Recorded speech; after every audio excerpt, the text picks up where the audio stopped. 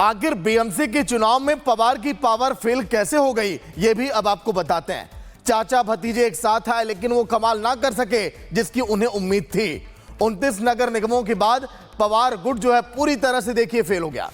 18 महानगर पालिकाओं में पार्टी का खाता तक नहीं खुला। पिंपरी चिंचवाड़ जैसे गढ़ में भी उन्हें हारी मिली। नवी मुंबई, नासिक, नागपुर में उन्हें देखिए 0 सीटें मिली। उम्मीद थी अजीत पवार ने भी काफी पसीना बहाया, लेकिन पिंपरी और कोल्हापुर में पार्टी का तो सुपड़ा ही साफ हो गया। यहां पर भी खाता नहीं खुला। नांदेड़ की बात करें, अमरावती की बात करें, जलगांव की बात करें, यहां पर भी एक भी सीट नहीं मिल पाया पवार गुट को। यानी कि अजीत पवार भी थे, साथ में शरद पवार भी थे। मीरा, भयंदर, पनवेल, वसई में भी यहां पर भी खाता नहीं खुला। लेकिन आखिर इस बड़ी हार के पीछे वजह क्या है? आखिर पवार गुट पूरी तरह से फेल क्यों हो गया, जबकि अजीत पवार ने तो देखिए बीजेपी से अलग रास्ता चुन लिया था। चुनाव में महाराष्ट्र के भीष्म कहे जाने वाले शरद पवार की रणनीतियां पूरी तरह से फेल हो गई। महाराष्ट्र की जनता ने शरद और अजीत पवार के गठबंधन को सिरे से नकार दिया। आखिर ये नाराजगी क्यों, देखिए आप।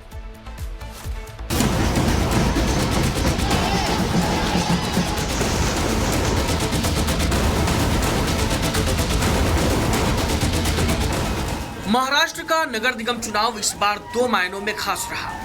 पहला तो बीजेपी की विकास की नीति पर मुहर और दूसरा परिवारवाद की राजनीति का खात्मा।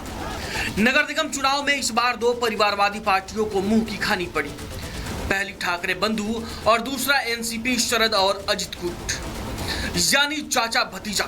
महाराष्ट्र नगर निगम चुनाव में चाचा भतीजे कुछ सीटों पर यह सोचकर साथ आए थे कि उन्हें इसका फायदा मिलेगा, लेकिन महाराष्ट्र की जनता ने इस अवसरवादी सियासत पर पूर्ण विराम लगा दिया।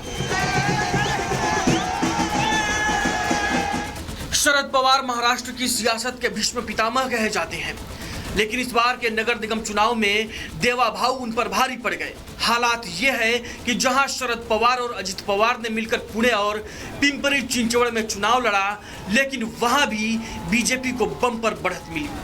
ऐसे में सवाल ये उठ रहा है कि क्या शरद पवार की रणनीति फेल हो गई है?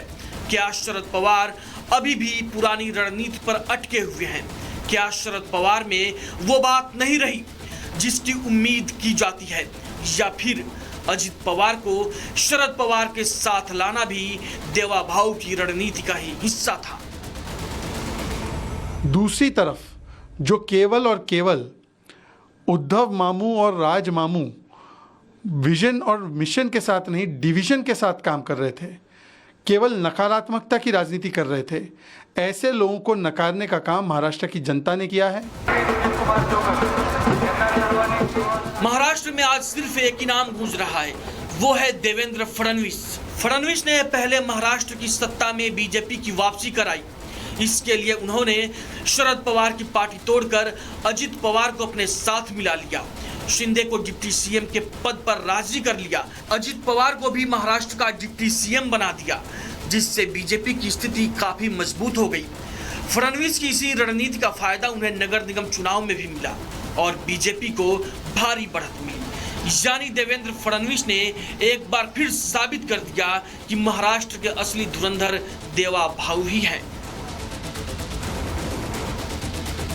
महाराष्ट्र के चुनाव में दलित वोटर महत्वपूर्ण भूमिका निभाते हैं। पहले ज्यादातर दलित जातियां एनसीपी को ही वोट करती थी, लेकिन पीएम मोदी और देवेंद्र फडणवीस ने दलित वोट बैंक को अपने पाले में खींच लिया। यानी अब वोट जाति या धर्म के नाम पर नहीं, बल्कि विकास के मुद्दे पर डाला जाता है। महाराष्ट्र का सियासी ट्रेंड बदल चुका है, लेकिन शरद पवार और अजित पवार को अभी भी लगता है कि जनता सिर्फ उनके चेहरे पर वोट देती है। Bureau report, Republic Bharat. आखिर बीएमसी के चुनाव में पवार की पावर फेल कैसे हो गई, ये भी अब आपको बताते हैं। चाचा भतीजे एक साथ आए लेकिन वो कमाल ना कर सके जिसकी उन्हें उम्मीद थी। 29 नगर निगमों के बाद पवार गुट जो है पूरी तरह से देखिए फेल हो गया। 18 महानगर पालिकाओं में पार्टी का खाता तक नहीं खुला। पिंपरी चिंचवाड़ जैसे गढ़ में भी उन्हें हारी मिली। नवी मुंबई, नासिक, नागपुर में उन्हें देखिए 0 सीटें मिली। उम्मीद थी अजीत पवार ने भी काफी पसीना बहाया, लेकिन पिंपरी और कोल्हापुर में पार्टी का तो सुपड़ा ही साफ हो गया। यहां पर भी खाता नहीं खुला। नांदेड़ की बात करें, अमरावती की बात करें, जलगांव की बात करें, यहां पर भी एक भी सीट नहीं मिल पाया पवार गुट को, यानी कि अजीत पवार भी थे, साथ में शरद पवार भी थे, मीरा, भयंदर, पनवेल, वसई में भी, यहां पर भी खाता नहीं खुला। लेकिन आखिर इस बड़ी हार के पीछे वजह क्या है? आखिर पवार गुट पूरी तरह से फेल क्यों हो गया, जबकि अजीत पवार ने तो देखिए बीजेपी से अलग रास्ता चुन लिया था। चुनाव में महाराष्ट्र के भीष्म कहे जाने वाले शरद पवार की रणनीतियां पूरी तरह से फेल हो गई। महाराष्ट्र की जनता ने शरद और अजीत पवार के गठबंधन को सिरे से नकार दिया। आखिर ये नाराजगी क्यों, देखिए आप।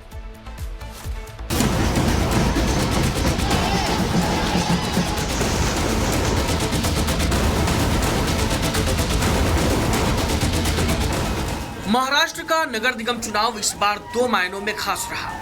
पहला तो बीजेपी की विकास की नीति पर मुहर और दूसरा परिवारवाद की राजनीति का खात्मा। नगर निगम चुनाव में इस बार 2 परिवारवादी पार्टियों को मुंह की खानी पड़ी। पहली ठाकरे बंधु और दूसरा एनसीपी शरद और अजित गुट, यानी चाचा भतीजा। महाराष्ट्र नगर निगम चुनाव में चाचा भतीजे कुछ सीटों पर यह सोचकर साथ आए थे कि उन्हें इसका फायदा मिलेगा, लेकिन महाराष्ट्र की जनता ने इस अवसरवादी सियासत पर पूर्ण विराम लगा दिया।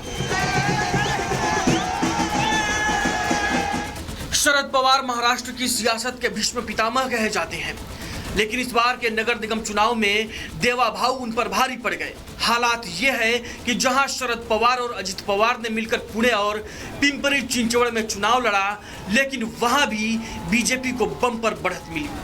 ऐसे में सवाल ये उठ रहा है कि क्या शरद पवार की रणनीति फेल हो गई है? क्या शरद पवार अभी भी पुरानी रणनीति पर अटके हुए हैं?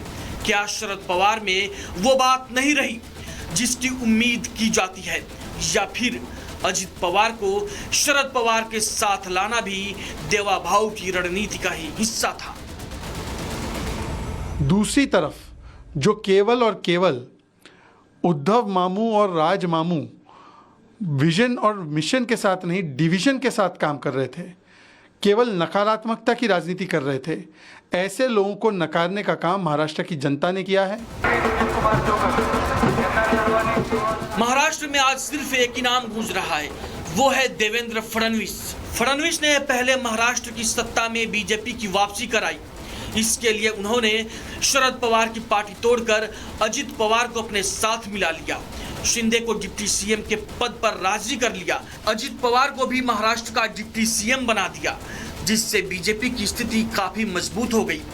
फडणवीस की इसी रणनीति का फायदा उन्हें नगर निगम चुनाव में भी मिला और बीजेपी को भारी बढ़त मिली। यानी देवेंद्र फडणवीस ने एक बार फिर साबित कर दिया कि महाराष्ट्र के असली धुरंधर देवा भाऊ ही है। महाराष्ट्र के चुनाव में दलित वोटर महत्वपूर्ण भूमिका निभाते हैं। पहले ज्यादातर दलित जातियां एनसीपी को ही वोट करती थी, लेकिन पीएम मोदी और देवेंद्र फडणवीस ने दलित वोट बैंक को अपने पाले में खींच लिया। यानी अब वोट जाति या धर्म के नाम पर नहीं, बल्कि विकास के मुद्दे पर डाला जाता है।